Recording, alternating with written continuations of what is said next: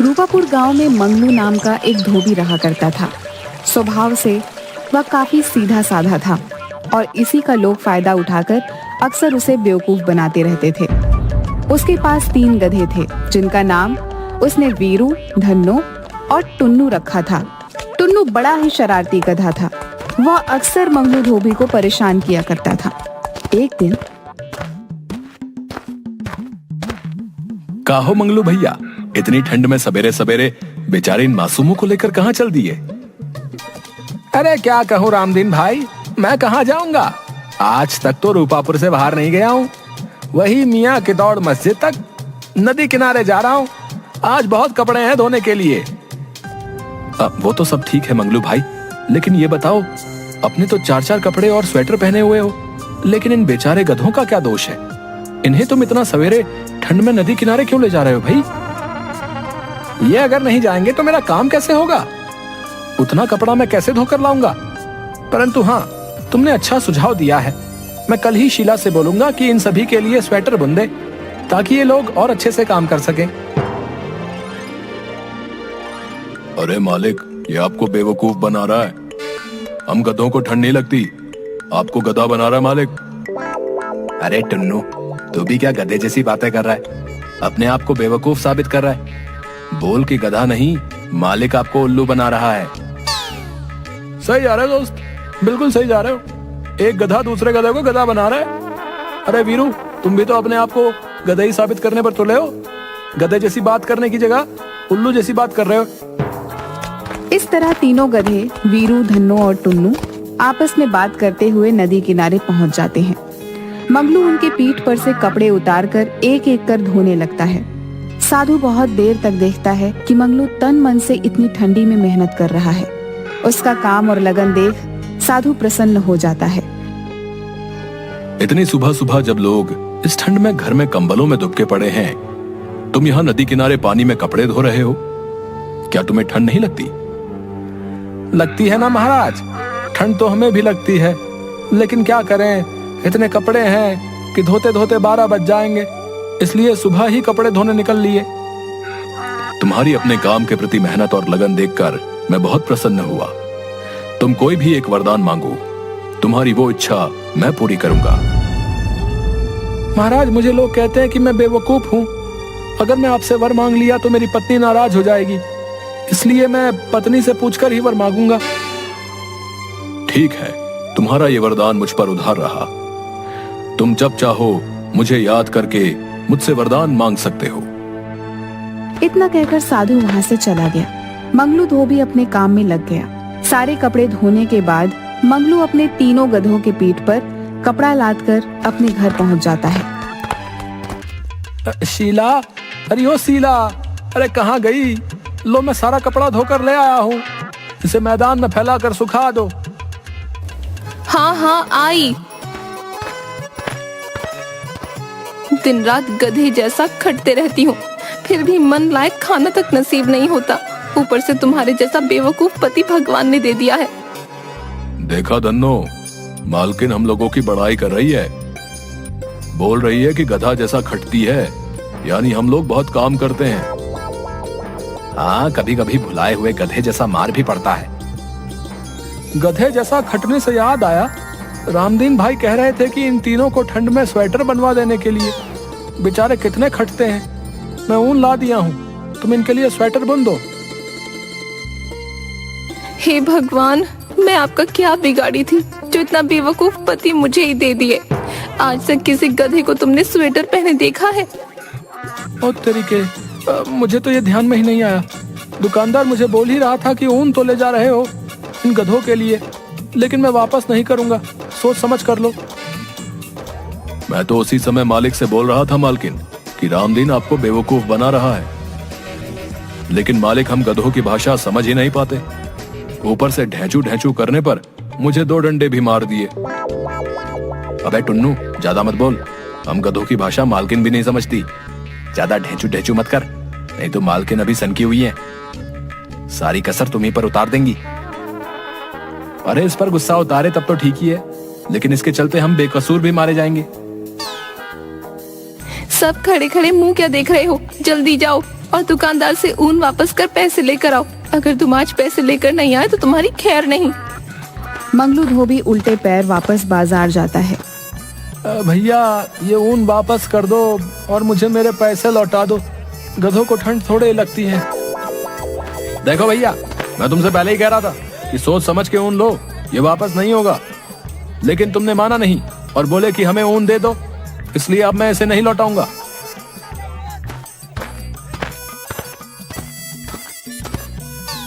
मंगलू धोबी ऊन लेकर वापस घर पहुंचता है। उसके हाथ में ऊन देखकर शीला का गुस्सा 7वें आसमान पर पहुंचता है। वह मंगलू धोबी को खूब खरी खोटी सुनाती है। अरे क्या हुआ शीला, क्यों बेचारे मंगलू को भला बुरा कह रही हो? ये इतना बुद्धू है कि कोई भी इसे बेवकूफ बना देता है।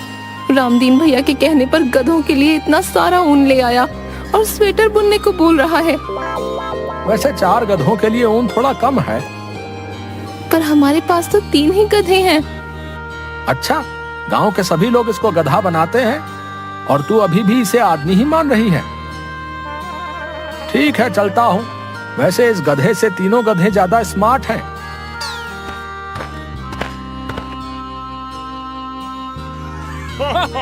मुखिया जी के साथ सभी आदमी मंगलू धोबी के बेवकूफी पर हंसते हुए चले जाते हैं। शीला को बहुत बुरा लगता है और उस रात शीला खाना भी नहीं देती मंगलू को। दूसरे दिन सुबह उठते ही मंगलू धोबी फिर से गधों को लेकर नदी के घाट के लिए निकल जाता है।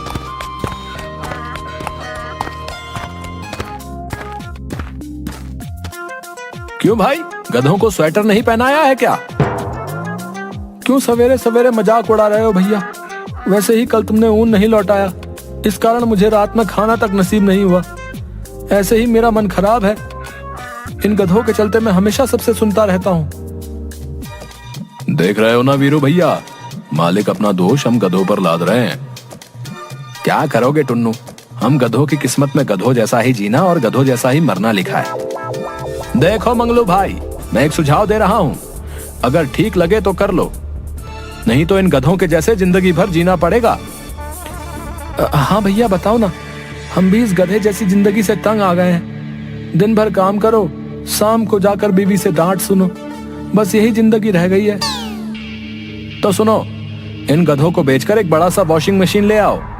उसमें तुम्हें कपड़ों को धोने में मेहनत भी नहीं पड़ेगी और ना ही सुखाने में, बल्कि जो टाइम मिलेगा उसमें तुम दूसरे काम भी कर सकते हो। कब तक बेवकूफ बने रहोगे? होशियार बनो, होशियार, समझे? बात तो पता है कि कह रहे हो भैया, मैं आज ही इन्हें बेचकर शहर से वॉशिंग मशीन लेकर आता हूँ। वैसे भी काम करते करते अब मैं थक चुका हूँ। वीरू भैया, कह दो इनसे हमें बेचने की कोशिश ना करें। मैं दुलत्ती उलत्ती मार दूंगा तो फिर ना कहना। अरे अरे अरे, गुस्सा नहीं करते टुन्नू भाई, अब मालिक जो चाहे वो कर सकता है। हो सकता है हम लोगों को इससे भी अच्छा मालिक मिले।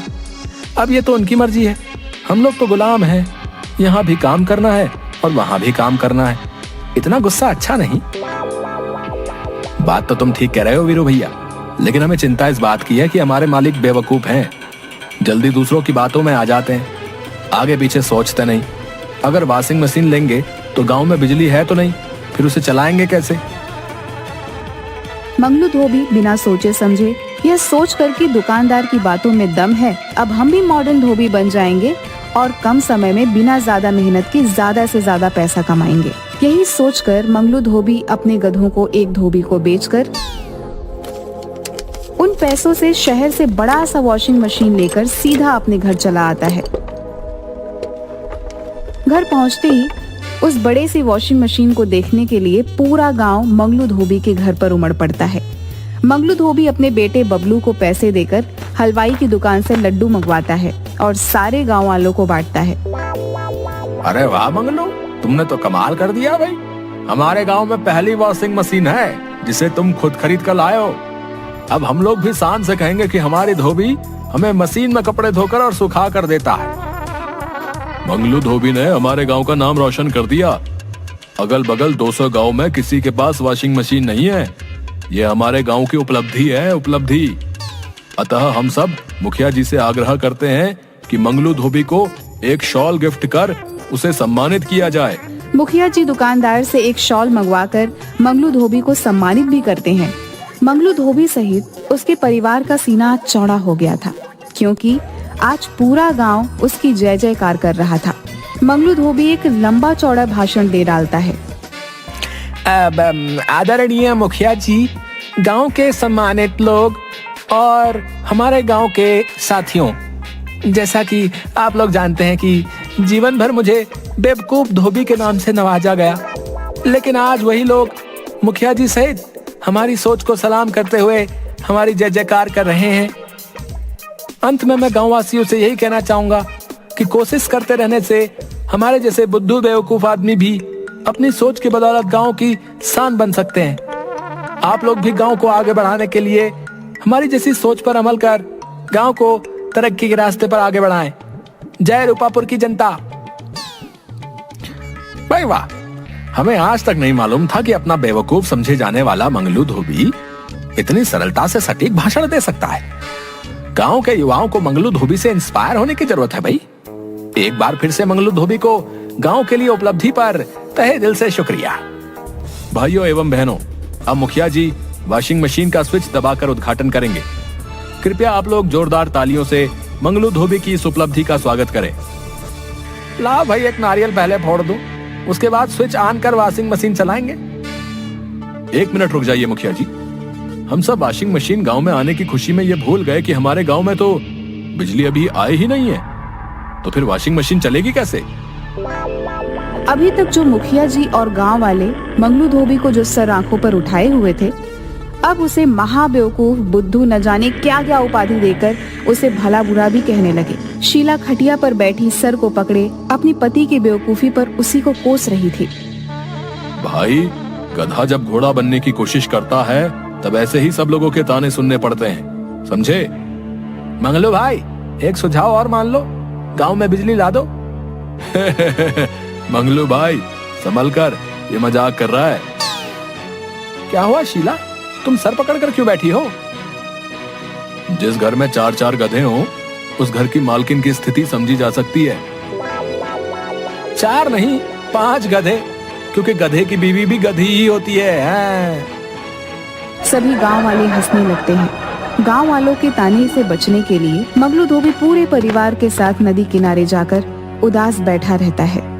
तभी वहाँ पर वही साधु आता है जिसने कहा हुआ रहता है कि तुम्हारा एक वरदान मेरे पास उधार है।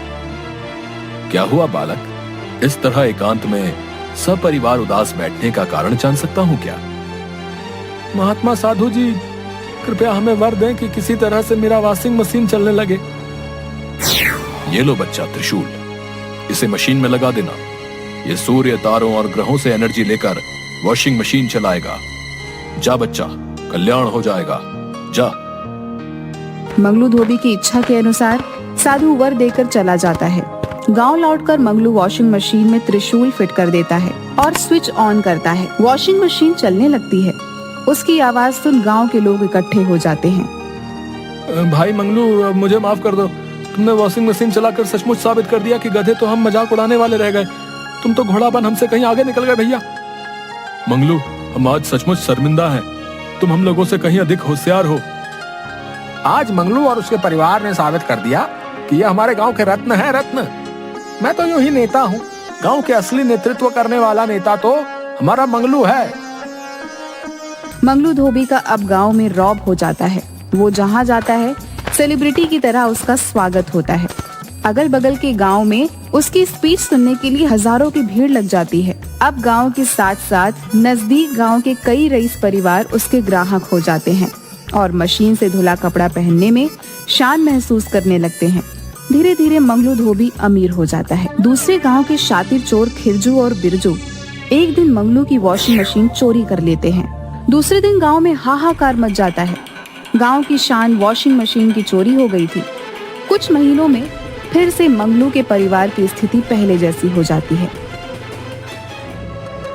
खिरजू, हमने मशीन तो चोरी कर ली, पर ये चलेगा कैसे? साला, हम लोग 3 महीने से इसे चलाने की कोशिश कर रहे हैं। त्रिशूल को लगता है घुमाना पड़ेगा। रुको, आज मशीन हम चला कर रहेंगे। जैसे ही त्रिशूल खिरजू घुमाता है, वॉशिंग मशीन का ढक्कन ओपन हो जाता है। और खिरजू एवं बिरजू दोनों को अंदर खींच लेता है और उन्हें गोल गोल घुमाना शुरू कर देता है। अरे बाप रे, अरे कोई बचाओ हमें, अरे अरे उल्टी हो रही है, अरे चक्कर आ रहा है, अरे कोई तो रोको इस मशीन को। अब हम चोरी कभी नहीं करेंगे, बचाओ। खिरजू तू मुझे दुलत्ती क्यों मार रहा है? अरे मैं क्यों मारूंगा, अरे हमें तो उत्तर दक्षिण पूरब पश्चिम सब एक लग रहा भैया। अरे बस करो मशीन देवता, अरे मैं तुम्हें मंगलू धोबी के यहाँ खुद लेकर जाकर रख दूंगा। अबे बिरजू तू भी कुछ बोलेगा या सिर्फ मैं ही माफी मांगता रहूं? हाँ मशीन देवता, हम दोनों मंगलू धोबी से नाक रगड़ कर माफी मांगेंगे। चोरी तो दूर, अपना सामान भी 4 बार सोच कर छुएंगे। तभी एकाएक वॉशिंग मशीन रुक जाती है। खिरजू और बिरजू दोनों इलाज कराने के बाद तुरंत मंगलू के घर वॉशिंग मशीन लेकर पहुंचते हैं और उनसे माफी मांगते हैं। दोनों को पुलिस ले जाती है। गांव में फिर से बाहर आ जाती है। मंगलू धोबी की स्थिति फिर से अच्छी हो जाती है, लेकिन और धोबियों की हालत खराब हो जाती है। मंगलू को ये अच्छा भी नहीं लग रहा था। एक दिन फिर वह नदी किनारे से गुजर रहा था कि वही साधु फिर से उसे मिलता है। कैसे हो बच्चा? आपके कृपा से सब अच्छा चल रहा है बाबा, लेकिन अगर हमारी तरह सबका अच्छा होता तो बहुत अच्छा होता। तुम कहना क्या चाहते हो? किसी तरह हमारे गांव में भी बिजली आ जाती तो अच्छा रहता। मैं जानता हूं बच्चा, तुम्हारे जैसा सबके बारे में अच्छा सोचने वाले की ही संसार को जरूरत है। जाओ बच्चा, कल्याण हो। गांव पहुंचने पर उसी समय राजधानी से कुछ इंजीनियर मुखिया जी के पास आते हैं और बताते हैं कि मुख्यमंत्री ने इस गांव को 1 सप्ताह के अंदर बिजली पहुंचाने का आदेश दिया है। 1 सप्ताह के अंदर पूरे गांव में बिजली के खंभे लग जाते हैं और मुख्यमंत्री खुद उस गांव में आकर बिजली का उद्घाटन मंगलू धोबी की वॉशिंग मशीन को चलाकर करते हैं। अब बेवकूफ मंगलू धोबी पूरे गांव का शान बन जाता है।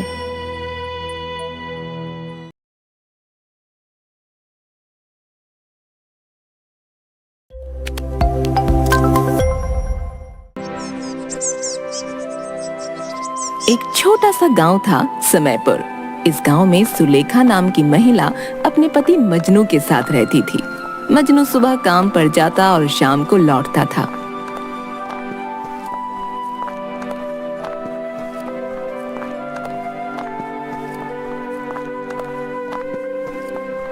वो अक्सर उसके साथ झगड़ा करता था। तुम आजकल घर पर बिल्कुल ध्यान नहीं दे रही हो। ध्यान नहीं देती तो आपको सब कुछ अपने हाथ से करना पड़ता, फिर यूं बैठकर भाषण नहीं दे रहे होते। कल जो 50 रुपए दिए थे, दो, कुछ काम है। मेरे पास नहीं है। क्यों, कहाँ गए? कल ही तो दिए थे। सामान आ गया, मैं पूरे सप्ताह की सब्जियां ले आई। अरे दिमाग ठीक नहीं है क्या तुम्हारा? हैं? इतनी सब्जियां एक साथ लाने की क्या जरूरत थी? हैं? मुझे तुम कटोरी भर सब्जी नहीं देती तो ये आती किसके लिए है? आपको नहीं देती तो क्या मैं खुद खा जाती हूँ? ये जो तोंद है ना आपकी, ऐसे ही नहीं बढ़ रही। देखो तुम मेरे पेट के बारे में कुछ ना कहा करो, नहीं तो क्या? नहीं तो अच्छा नहीं होगा। अरे जाओ जाओ। जबान संभाल के। कहा ना जाओ जाओ। मजनू उसे मारने के लिए हाथ उठाकर रुक जाता है। क्या हुआ, रुक क्यों गए? अब यही बाकी रह गया था। मैं औरतों पर हाथ नहीं उठाता। सुलेखा घर से बाहर चली गई।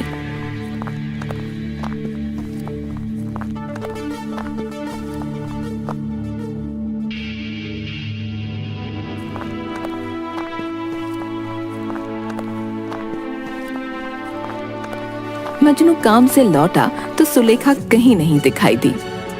अरे सुनती हो? कहाँ हो तुम? कोई आवाज नहीं आती। अरे कहाँ हो तुम? जल्दी से पानी लेकर आओ। कोई आवाज नहीं आई। मजनू रसोई में जाकर देखता है, वहां भी कोई नहीं था।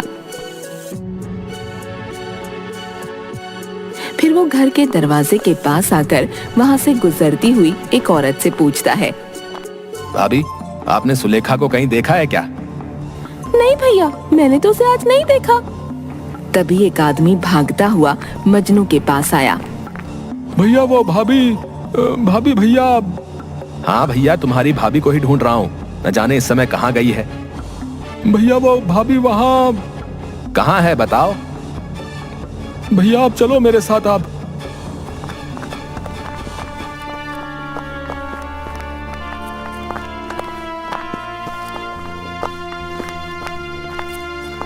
आदमी उसे लेकर जंगल के पास तक गया।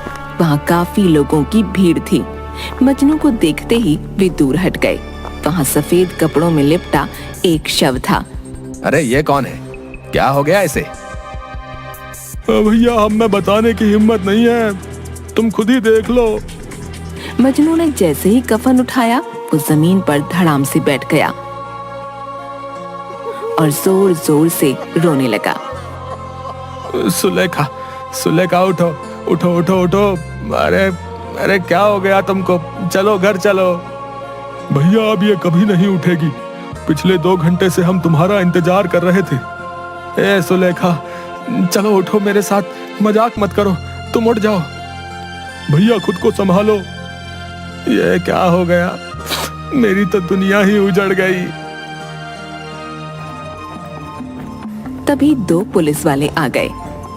गांव वालों ने रोते हुए मजनू को पकड़ा। एक पुलिस वाला लाश का मुआयना करने लगा।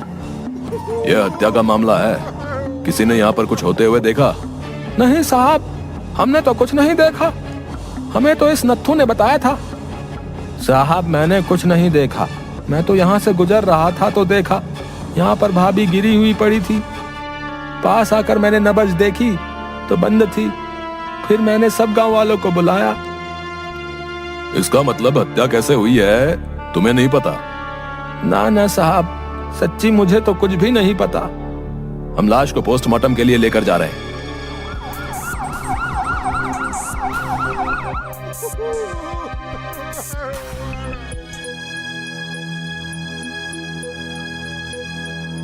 अगले दिन एक सिपाही मजनू के घर आया। अरे अचानक क्या हो गया तुमको? तुम मुझको छोड़ के कहाँ चली गई? मैं तुम्हारे बिना कैसे रहूंगा? मजनू, तुम्हारी पत्नी के शरीर पर चोट के निशान हैं। तुम्हें मेरे साथ अभी पूछताछ के लिए थाने चलना है। वो मजनू को लेकर थाने गया।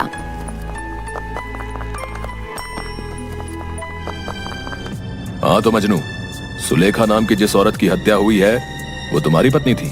जी साहब। किसने मारा उसको? किसी पर कोई शक मजनू? जी नहीं साहब, मुझे किसी पर कोई शक नहीं है। पर मुझे तो तुम पर है। सुना है तुम अक्सर लड़ाई झगड़े में अपनी पत्नी के साथ मारपीट करते थे। ना साहब, लड़ाई झगड़ा नहीं, छोटी सी नोकझोंक होती थी। अच्छा, इसी नोकझोंक में तुमने कल अपनी पत्नी पर हाथ उठाया था? साहब भगवान कसम, खाली हाथ उठाया था, मारा नहीं। सच सच बोलो, तुमने ही उसे मारकर जंगल के बाहर फेंका था ना, ताकि किसी को तुम पर शक ना हो। नहीं साहब, मैं ऐसा क्यों करूंगा? अपनी ही पत्नी को क्यों मारूंगा? रोज रोज के झगड़े से तंग आकर तुमने उसे ठिकाने लगाया है। नहीं साहब, मैं सच कह रहा हूँ, मैंने नहीं मारा। मुझे तो लगता है ये उस शमशानी काशी का किया हुआ है। उसी की वजह से मेरे घर में रोज रोज झगड़े होते थे। कौन काशी? साहब वो शमशान का चौकीदार है, शमशान में ही रहता है। बहुत खतरनाक आदमी है। सुलेखा रोज उससे मिलने जाती थी। मैं उसे मना करता था तो कहती थी कि वो उसे भाई की तरह मानती है। मुझे शक नहीं, पूरा यकीन है, उसी ने मेरी पत्नी को मारा है।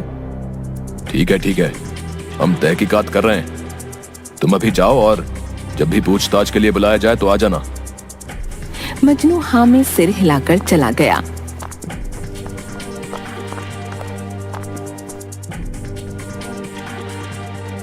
इंस्पेक्टर सिपाही के साथ शमशान गया। वहाँ किसी का अंतिम संस्कार हो रहा था और काशी कंबल और लाठी लिए एक कोने में खड़ा था। तुम ही काशी हो, इस शमशान के चौकीदार? हाँ मैं ही हूँ। हमें तुमसे पूछताछ करनी है। अरे कौन सी पूछताछ? आपका कौन मर गया? यहाँ तो सब अनंत में विलीन होने आते हैं। ओ, ज्यादा फिलॉसफी झाड़ रहा है? अरे अपनी फिलॉसफी अपने पास रख और जितना पूछ रहे हैं उतना ही जवाब दे, समझा? चल अब ये बता, मजनू की बीवी सुलेखा यहाँ पर रोज रोज क्यों आती थी? अब ये मेरा निजी मामला है, आपको क्यों बताऊं? अरे बावले, ये खून का मामला है। उस औरत का कल खून हो गया। तुझे मस्खरी सूझ रही है? खून, मेरी बहन का खून, ये कब हुआ? किसने किया? अपनी ये नौटंकी बंद कर। पूरे गांव को पता है सुलेखा की हत्या हो गई और तुझे नहीं पता। तेरा ये ड्रामा ना हमारे सामने नहीं चलेगा। अब सीधा सीधा बता रहा है, नहीं तो हत्या के जुर्म में तू अंदर होगा।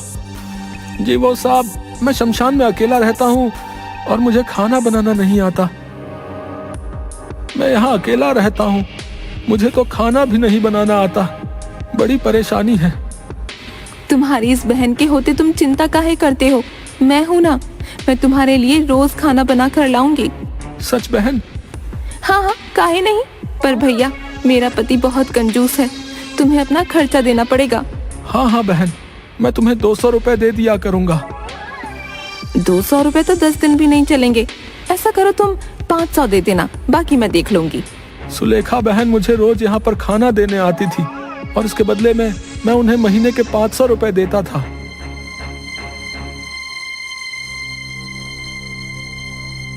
मैं कैसे मान लूं जो तू बोल रहा है सच बोल रहा है? मजनू ने तो हमें ऐसा कुछ नहीं बताया।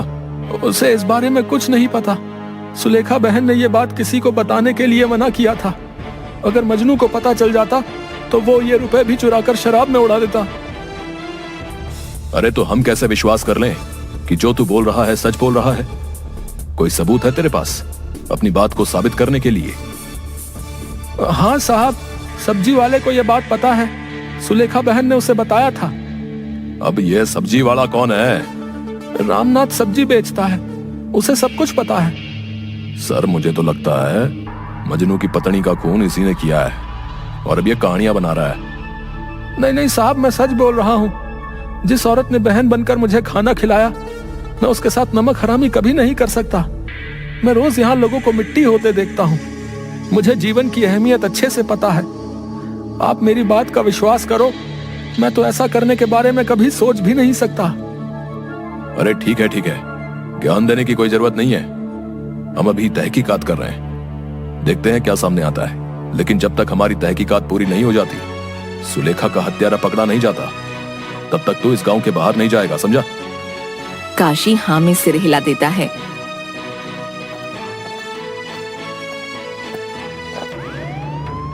सर आप मेरी बात मान रहे तो मुझे लगता है सुलेखा का हत्यारा ये काशी है। ये कहानियां बनाकर हमें गुमराह कर रहा है।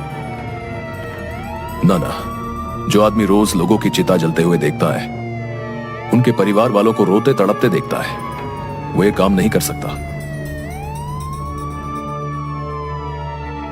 दोनों रामनाथ सब्जी वाले के पास पहुंचते हैं। भिंडी, करेले या गोभी ले लो, मटर ले लो। अरे तू ही है रामनाथ? जी साहब बताइए, कौन कौन सी सब्जियां दूं? तेरी तो पूरी रेडी लेनी है। सच्ची में आप सारी सब्जियां खरीदने आए हो? लगता है कोई दावत है थाने में। अरे दावत तो मैं आज तेरी बनाऊंगा, ज्यादा बोल मत। हम यहाँ पर मटर की तहकीकात कर रहे हैं और तुझे दावत की पड़ी है। तू मजनू की पत्नी सुलेखा के बारे में क्या जानता है? रामनाथ घबरा जाता है। अरे अब क्यों सांप सूंघ लिया? घबरा मत, बता। साहब सुलेखा भाभी तो बहुत अच्छी थी, मुझसे रोज सब्जी लेकर जाती थी। हाँ, पैसे पूरे नहीं देती थी। तू काशी और सुलेखा के बारे में क्या जानता है? वो उसके लिए खाना ले जाती थी, भाभी ने खुद मुझे बताया। सब्जी ले लो, भिंडी ले लो, तोरी। भैया, भिंडी और तोरी दोनों 1-1 किलो दे दो। क्या भाभी, आजकल रोज इतना सब्जी है? क्या बात है? अब तुमसे क्या छिपाऊं भैया, वो शमशान वाले काशी भैया है ना, बेचारे खाने को लेकर बड़े परेशान रहते हैं। मुझसे देखा ना गया तो मैंने कह दिया मैं बनाकर दे दूंगी। बढ़िया भाभी, तुम तो पुण्य कमा रही हो। एक बात बताओ, तुम्हारा कंजूस पति कुछ कहता नहीं? वो क्या कहेगा? सुनो, मुझे सब्जी थोड़ी सस्ती दे दिया करो। वो काशी मुझे बस महीने के 500 रुपए ही देता है। उन्होंने ये बात किसी को बताने के लिए मना किया था। मजनू है ना, वो बहुत ही गुस्सैल और शराबी आदमी है। जितना कमाता है सब खर्च कर देता है। तो भाभी को लगता था कि उनके पैसे भी वो ले लेगा। साहब मैं इतना ही जानता हूँ। और कोई बात है तो बता दे। अगर हमें बाद में पता चला कि तू कुछ छुपा रहा है तो तू अंदर जाएगा।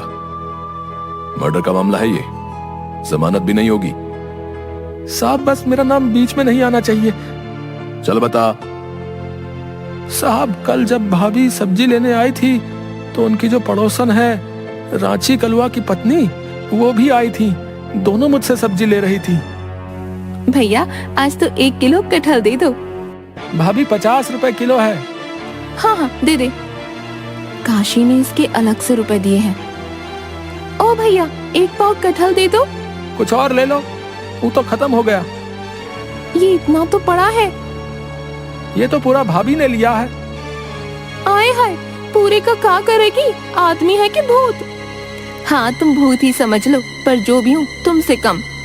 सुलेखा आजकल तुम्हारी जुबान ज्यादा चल रही है, लक्षण ठीक नहीं लगते। मेरी छोड़ो, तुम अपने लक्षण की परवाह करो। मैं अभी के अभी तेरी शिकायत करके तुझे मजा चखाती हूँ। साहब, मुझे बस यही बात पता थी। और कुछ? नहीं साहब।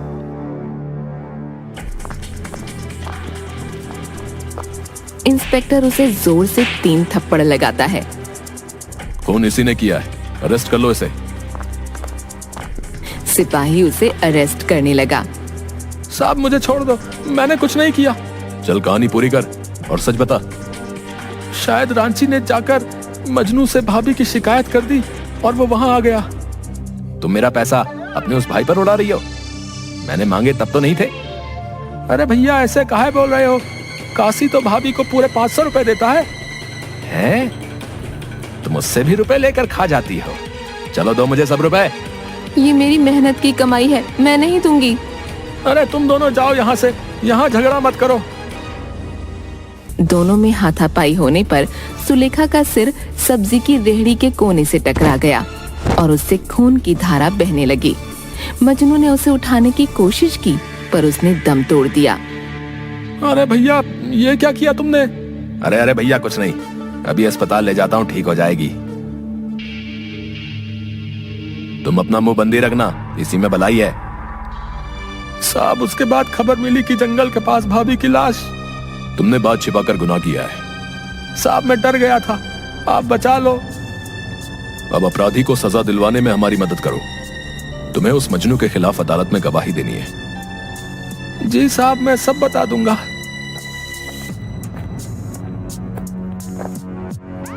सर आपको शक कैसे हुआ कि रामनाथ कुछ छिपा रहा है? उसने बात अधूरी छोड़ दी थी, पूरी नहीं की। रांची किससे सुलेखा की शिकायत करने गई? बस इसी बात पर मैंने हवा में तीर छोड़ दिया और वो सीधा निशाने पर लगा। इंस्पेक्टर और सिपाही मजनू को पकड़कर जेल में ले आते हैं। तुझे क्या लगा बच जाएगा? बेटा कानून के हाथ बहुत लंबे होते हैं, तुम जैसों की सोच से बहुत लंबे।